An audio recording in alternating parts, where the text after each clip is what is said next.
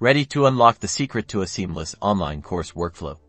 Today, we're diving into connecting Docusign and Kajabi using Zapier, automating tasks like enrolling students after a document is signed and streamlining your entire process. First, head over to Zapier and click Create Zap. This is your starting point for building the automated bridge between Docusign and Kajabi.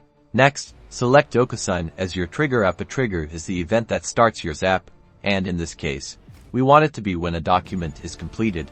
Choose Envelope Completed as the trigger event. Zapier will then ask you to connect your Docusign account if you haven't already. Follow the prompts to grant Zapier access. Now, it's time to set up the action. Search for Kajabi and select it as your action app. This is what will happen after a document is signed. Choose an action, such as Enroll in course. This allows you to automatically add users to a specific Kajabi course once their document is signed. Connect your Kajabi account, just like you did with Docusign. Next, you'll need to map the data from Docusign to Kajabi. This tells Zapier where to find the user's email address in the signed document and how to input the information into Kajabi.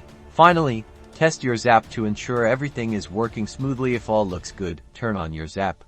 Congratulations! You've successfully integrated Docusign and Kajabi with Zapier, automating your student enrollment and course workflow.